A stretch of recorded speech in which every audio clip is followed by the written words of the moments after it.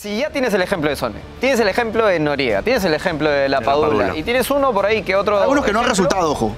Pero, Andrés Vázquez no resultó, el de la Rabona. Y Riner, que también vino, y no sé, ¿no? Pero, sí, no, y algunos que no han resultado. Había jugado en el Percy Prado, el que había jugado en el Nantes. Pero acá la posición es clara. Si tienes un jugador en el Bayern Múnich, en Alemania, que no es cualquier equipo, tiene que venir. Si no resulta, ya pues ya está. Claro. Pero tienes que traerlo. O sea, yo no creo que tengas que anteponer a algunos de los chicos, sé que se pueden sentir mal, pero no te puedes dar el lujo de sacar un jugador con esas características. No es culpa de los que están. No, tampoco es culpa de los que están. Yo creo que tendría que venir de una política real de la federación y decir a Chemo, ese chico tiene que estar en el plantel. Claro, para quitarle el peso a Chemo también. Claro, ¿no? claro. O sea, después que juego o no es una decisión. No, claro, de Chemo. claro. Porque No tienes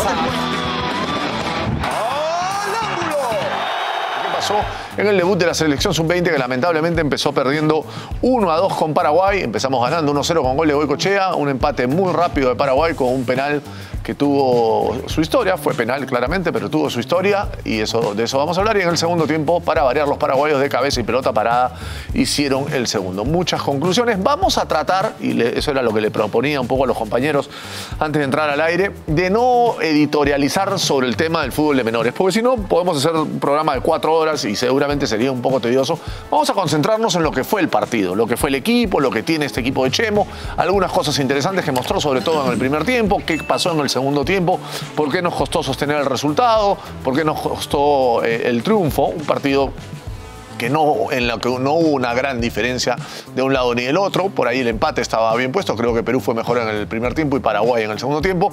Pero vamos a tratar de concentrarnos en lo que es el partido, el sudamericano. Se viene una seguida dura de partidos. Hay que jugar con el local Venezuela el sábado. Luego el lunes me parece que es con Uruguay y el miércoles con Chile. El miércoles, donde es probable, porque no vamos a engañar a nadie, que el equipo quede eliminado. Ojalá que no, pero es probable. Ese día seguramente tendremos tiempo de sacar un poco más de conclusiones. Pero si el día de hoy, al primer partido, a los primeros 90 minutos firmes, en serio, que le vemos al equipo, empezamos a hablar de que los problemas de menores estructurales, que los conocemos, que sabemos que son endémicos, que son gravísimos y que existen, creo que vamos a tener que repetir el mismo discurso cada vez que el equipo juegue. Entonces, mi propuesta, por lo menos desde este lugar, es concentrarnos un poco más en el juego, concentrarnos en lo individual de cada futbolista. Hay chicos que han mostrado cosas interesantes.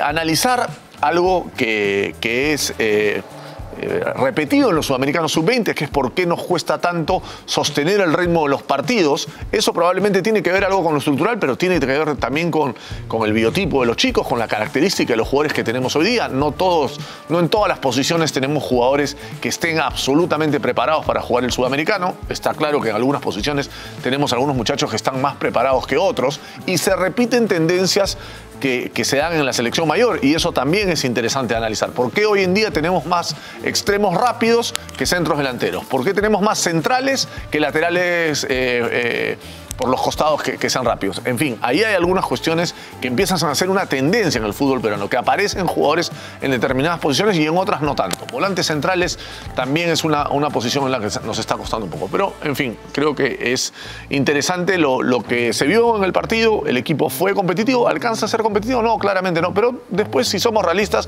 nunca en la historia hemos clasificado un sudamericano sub-20 a un mundial. No tendría por qué la historia ser muy distinta con esta selección. No estábamos muy ilusionados. A mí el equipo en el primer tiempo por momentos me ilusionó. Me dio pena el empate tan rápido, con una jugada que es un accidente, la mano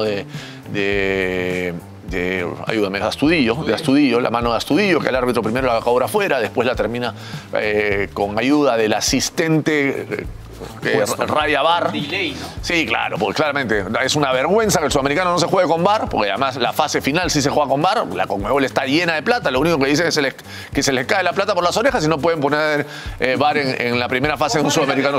Con VAR era penal, pero acá la sensación que te queda es que Línea, que estaba del otro lado, que no tiene manera de haberla visto, alguien le sopló al oído y le dice fue dentro del área y fue un VAR disimulado.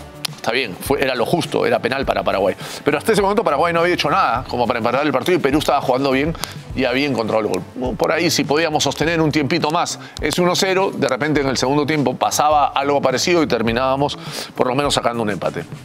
creo que de todas maneras, desde lo individual, a mí, y voy a empezar por acá y le voy a dar un poco la pelota a los compañeros después, a mí me gustó mucho lo de Max Loren y mucho lo de Goico, lo de Goicoechea, tanto de delantero como de extremo en las dos posiciones. Entonces seguimos encontrando jugadores por los costados que son rápidos, que son valientes, que tienen desequilibrio, que quieren la pelota, que se atreven, que aguantan que les peguen patadas, que no es un detalle menor, porque aguantan que les peguen una patada y después que siguen queriendo pedir la pelota. Creo que Wisdom y Rojas en el primer tiempo, sobre todo, jugaron bien, fueron los que más corrieron y los que más se cansaron, y cuando se cansaron ellos, el equipo pasó a ser un equipo largo, porque la pelota ya volvía muy pronto. A mí me gustaron los dos centrales, creo que Villacorta y Pósito tienen presencia, saben con la pelota, juegan bien, pero los laterales me da la sensación que son más centrales que laterales, les cuesta pasar al ataque, y en el medio,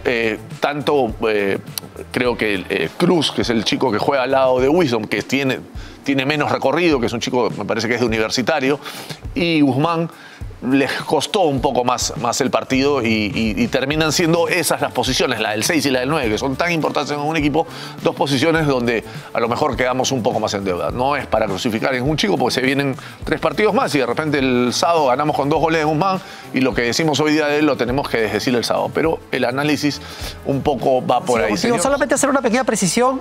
El hecho de que no entremos ya a este tema del que hemos hablado tanto no significa que no exista, no significa que no haya responsables. Esa parte la hemos hablado tantas veces, pero quería dejar eso en claro porque no se trata de simplemente desconocer, obviar. No se trata de eso, se trata de, y ahí coincido contigo, de analizar lo que fue el partido de hoy. ¿Qué más podría decir? Sobre el partido de hoy, lo conversaba además con Quique, que estábamos viendo el partido en el camino y luego aquí también en uno de los salones de los estudios, y hablábamos mucho de criterio a la hora de jugar la pelota, ¿no?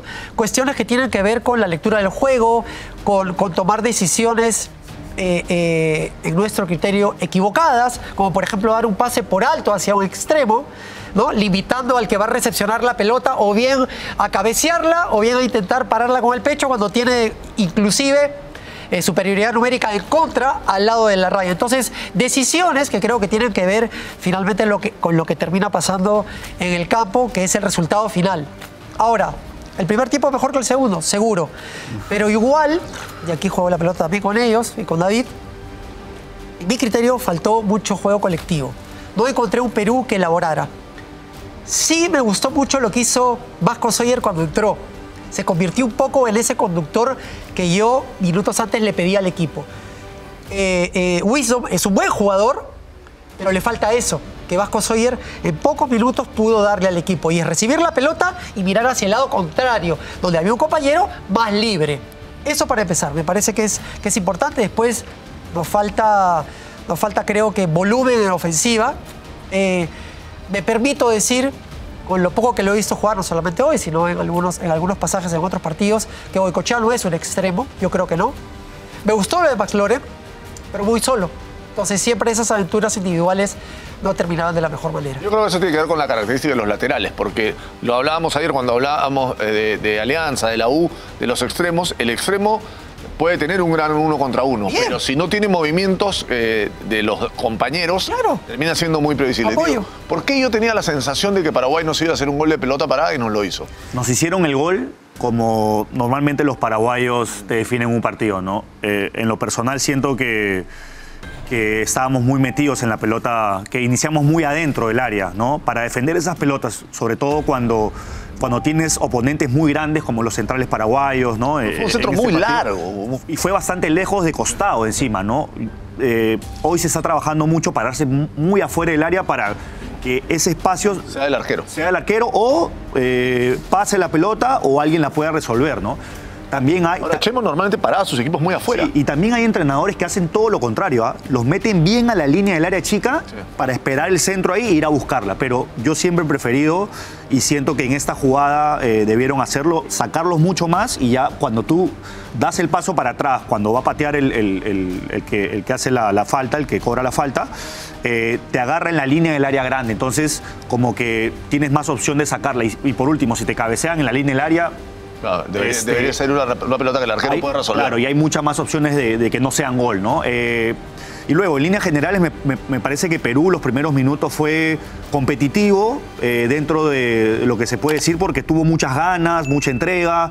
Desde lo físico se les veía muy bien en los primeros minutos, ¿no? Y coincido contigo, la descripción que también ha dado José, que McLaren y Goico fueron los mejores, Goicoechea fueron los mejores de Perú en el primer tiempo del partido, pero sí se le vio a McLaren Castro cansado porque viene sin entrenar hace mucho tiempo, ¿no? Estuvo lesionado. Estuvo lesionado por el tema que ya se conoce y bueno, Perú, me encanta que no profundicemos con el otro tema. Estoy seguro que vamos a tener mucho tiempo para hablar de lo que es la madre de lo que está sucediendo en el fútbol de menores, pero sí, analizando el partido, siento que Perú fue flojo en el segundo tiempo y que, bueno, Paraguay se lo comió físicamente y se le veía hasta el técnico y a los jugadores muy metidos en lo que estaba sucediendo en el segundo tiempo, ¿no? Ese tema físico es un tema muy interesante, porque Chemo, cuando fue al sudamericano anterior, que no lo dirige Reynoso, lo dirige Jaime Serna, ¿no es cierto? Él habla del tema físico. Él decía que los jugadores paraguayos parecían papás de los jugadores peruanos solamente de mirarlos. Creo que Chemo fue bien descriptivo sobre eso. Y Mario Mendaña, que es el preparador físico de Chemo, si algo trabaja y te mata de toda la vida, es en el tema sobre todo del tren superior. El preventivo, ¿no? Yo lo tuve de preparador físico en 1996 y ya nos hacía hacer preventivos, nos hacía hacer abdominales, nos hacía hacer core. Y yo en el 2017, imagínate cuántos años después, el mismo trabajo que te hacía a ti, nos hacía a nosotros. Que es tedioso, que es aburrido, que al jugador no le gusta, pero que te va armando, y estoy seguro que Mario le ha metido mucho tiempo y muchos minutos a eso, pero aún así se sigue notando una diferencia que ya tiene que ver con una cuestión más hasta genética estructural de la formación del paraguayo. David Chávez, ¿a ti qué te gustó de Perú? Coincido con lo que estaban ustedes comentando. Me gustó mucho el primer tiempo de la selección peruana, el proponer en ataque. Hubo varios minutos en los que Paraguay no llegaba al arco de Perú y eso me pareció bastante importante.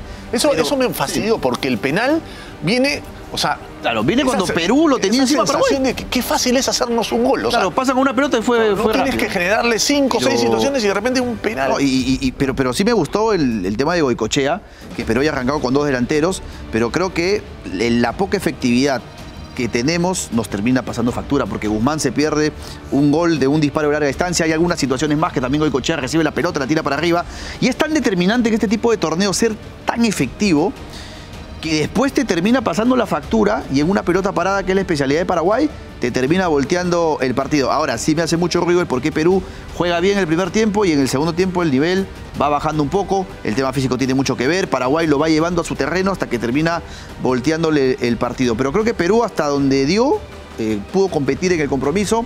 Sin embargo, el resultado es duro porque en verdad son solamente 4 partidos. Creo que Paraguay era un rival en el que Perú podía quizás sostener, y más allá de ello también creo que el tema psicológico golpea bastante, ¿no? No podemos sostener el resultado y no podemos reaccionar de un resultado abajo, y creo que eso es algo constante, no solo en la selección mayor ahora, sino también en las categorías menores. Sí, porque ponernos adelante en el marcador es lo más difícil. Kikin, tú me decías, Venezuela es más fuerte que Paraguay. Venezuela en las últimas divisiones menores ha estado pegando, y pegando fuerte, es local. Entonces Venezuela es un rival difícil para... ¿Sabes que veía el partido y esa es una cosa que me hacía mucho ruido? Este sudamericano era en Lima. O era en Arequipa. Jugarse hoy era con Perú. Bueno, pero por último en Lima, porque finalmente la Conmebol hubiera aceptado que sea en Lima. Si no hubiera pasado todo lo de... No tengo la seguridad de que esa fue la verdadera razón, pero nos terminaron sacando el sudamericano y vamos a jugar contra el local. Pero ¿era el más ganable de Paraguay del grupo?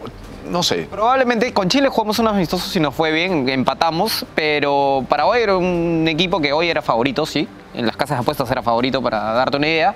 Pero yo no sé si pasa por el tema físico o solo por el tema físico, pero también creo que Paraguay hizo ciertas correcciones. McLaren estaba haciendo desequilibrante. Metió 3 cambios al medio tiempo, ¿no? Sí, le puso 2. Sí. McLaren se encajonaba cada vez más en el partido, no encontraba en Amasifuen alguien que le pasara. Esta selección casi siempre jugó con 3 centrales, Amasifuen era abusado como central, hoy decidió jugar con línea de 4, es más, Villacorta termina jugando de lateral, pero es el central.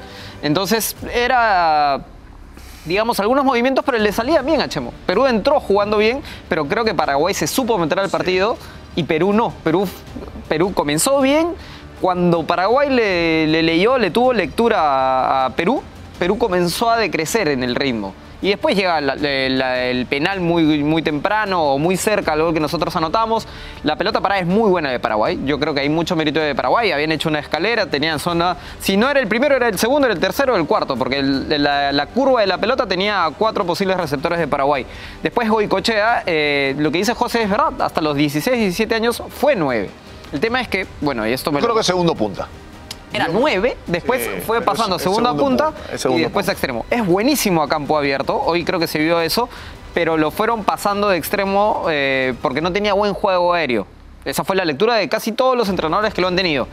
Probablemente hoy lo mejoró porque en Argentina no se ve cómo ha trabajado, pero... Pero no es más fácil enseñarle a cabecear, perdona que me meta, pero no es más fácil enseñarle a cabecear que arrimarlo en la línea. Sí, bueno, es un facilismo, ¿no? Es muy bueno a campo A ver, abierto. José, no sabe cabecear, hijito, anda a la raya. No, pues, o sea, enseñale a cabecear. A ti nadie te enseñó. Sí, pero yo no tenía la décima parte de calidad, pero nunca aprendí a cabecear, lo acepto. Pero si un niño detectas que no sabe cabecear, enséñale a cabecear. Es muy agresivo. Mira, sin ningún ánimo de entrar a cargar la mano a Guzmán.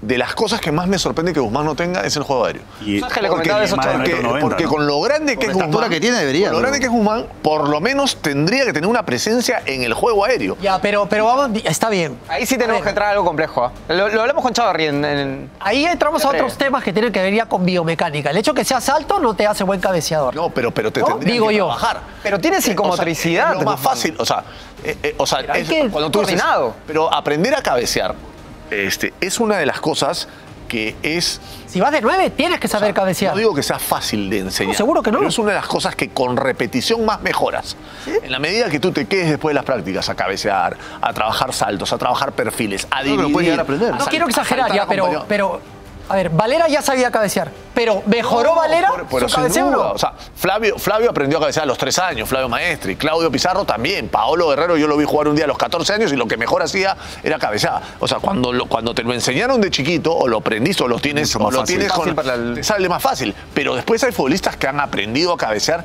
en el camino. El Cuto Guadalupe, que nunca fue un gran cabeceador, terminó con su tamaño haciendo algún gol de Pero eso cabeza tiene y que ver todo. con el trabajo específico Porque es un trabajo también. específico, es un Exacto. trabajo puntual en el que Guzmán se tiene que concentrar. Él solo le tiene que dedicar muchos minutos a No solo cabecear. el cabeceo, sino No. el control que tiene. O sea, el pivot ofensivo que tú esperas que sea Guzmán, no es más un delantero bueno a campo abierto, es más un delantero desequilibrando. Pero él se No es confía, uno que aguanta. él se confía en la técnica que tiene, ¿no? Porque es un zurdo que tiene una técnica, Como un delantero de metro claro, 80.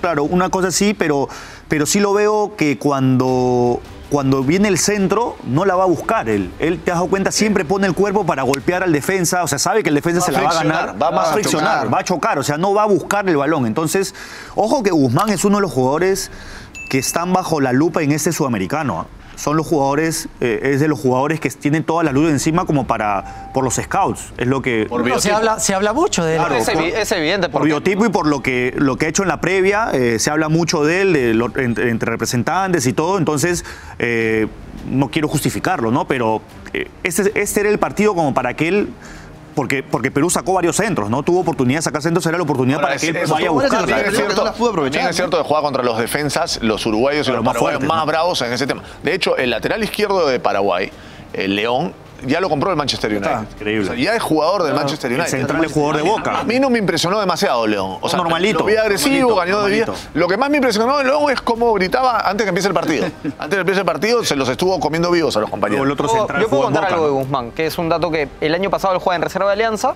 antes de que llegue de Santis, o cuando iba a llegar de Santis, muchos hinchas de Alianza lo pedían para el primer equipo. Bueno, me puse a ver la reserva, vi bastante la reserva de Guzmán. Hubo un partido que Alianza golea 5-1, 5-0 contra un equipo de Cusco, y Guzmán no podía controlar la pelota. Falló mucho en el control de ese partido, la cancha no era tan buena. Sí, igual te la peleó a muerte, que todos los minutos de Santis tendrían que haber sido Guzmán. No, totalmente de acuerdo. Pero en ese momento tenía que observarlo porque quería hacerme la idea de qué opinión decir. Y logró meter 2 goles y todo, pero no podía controlar bien la pelota. Entonces terminó el partido y alguien me contó que le dijeron eso, lo del control a Guzmán. Tienes que mejorar tu control. Entonces él ha estado practicando eso Pero ahí sí no quiero entrar en la complejidad del asunto, pero la competencia de un central de reserva claro, no es el central de Vamos, Paraguay. Él llega de otras divisiones, que es Japón, que hoy Japón es una de las mejores selecciones del mundo y que está trabajando muy bien en divisiones menores. Y míralo en primera. En primera es de las mejores Y hasta proyecciones. debutó en que selección existe, también. Pero nunca lo tuvimos en el radar. Si hubieran dicho, no, pero viene Japón, no, que se quede. Pero él apareció en el radar porque... De hecho, él va a San Martín a probarse. Vas a Martín a probarse, pasa la prueba y mira dónde está. Exacto. Entonces, si ya tienes el ejemplo de Sone, tienes el ejemplo de Noriega, tienes el ejemplo de La Padula, y tienes uno por ahí que otro... Algunos que no han ejemplo, resultado, ojo.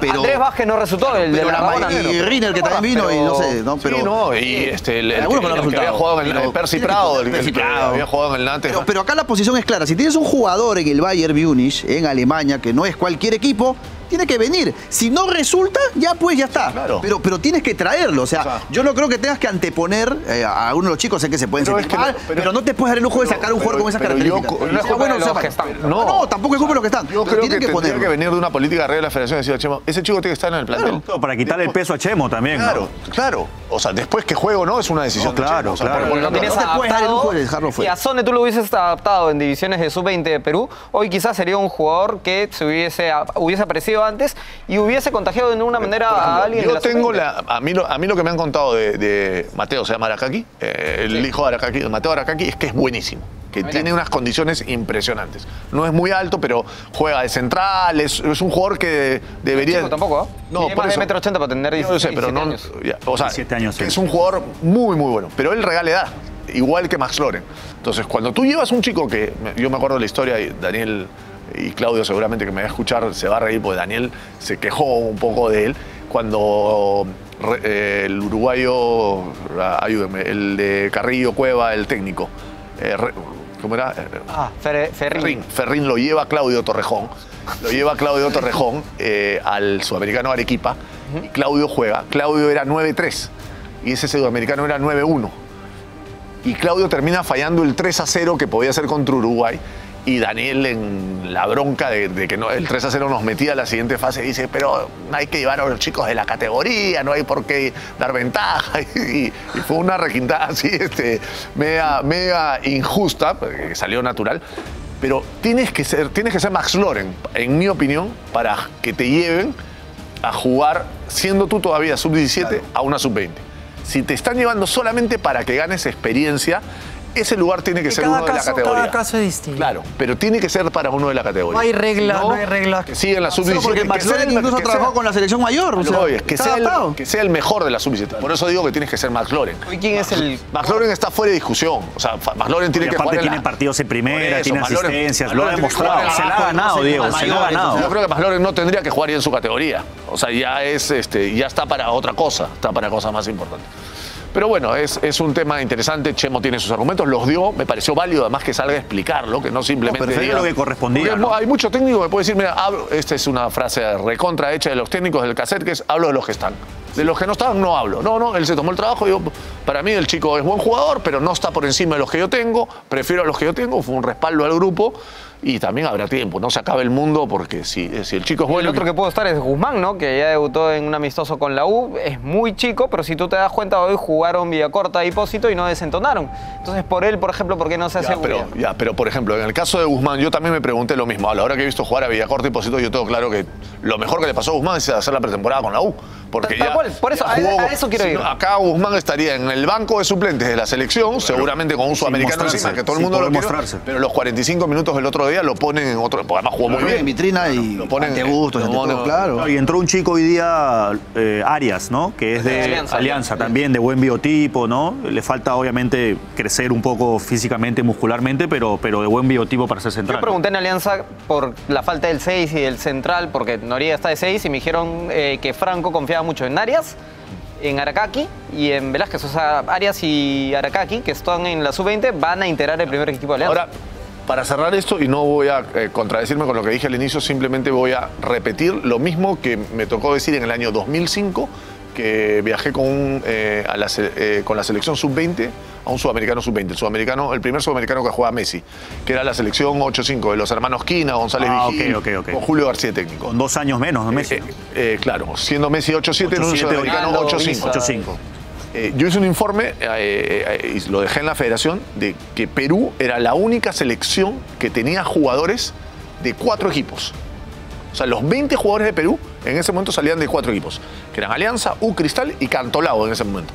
Había jugadores de Cantolao, no me acuerdo exactamente quiénes, pero había jugadores de Cantolao. Hemos hecho el repaso de los titulares de Perú, y lo hice a propósito, porque han pasado 20 años de eso que estoy hablando, 2005, estamos hablando de 2025, ese sudamericano fue en Colombia. Y del equipo titular, no he repasado el banco, pero estoy seguro que no habría mucha diferencia. ¿Hay más de San Martín? ¿Te ayudó? Espérate, pero del equipo titular, formados son Alianza, U, Cristal y esta vez Vallejo, en lugar de Cantolao. Racing, San Martín, hay un poquito más. Pero seguimos teniendo un universo muy chico. A lo que voy es que tú comparabas los jugadores de casi todos los países, salvo uno que otro. Argentina, ni te digo, de Argentina, de los 20 jugadores, habían de 18 equipos. En Brasil, de 17. O sea, entonces, hay una matemática muy simple. El técnico de Perú, ¿de cuántos futbolistas elige? Si solamente son 4 equipos, elige de 80 o de 100. Si tienes un plantel de 25 entre esos 4 equipos. El técnico de Argentina elige de 250 o de 500, porque son mucho más. O sea, con una matemática así básica, sobre de cuántos equipos miras para hacer tu selección. Yo miro de 4. Yo miro de 20. Ya solamente por matemática ya te está ganando. Hoy analicé la de Paraguay. La de Paraguay era similar. Era Full Olimpia, un par de Cerro. Y tienen los de Lanús y los de Talleres. Los de Argentina. Sí, los de Argentina. Que se va al Manchester.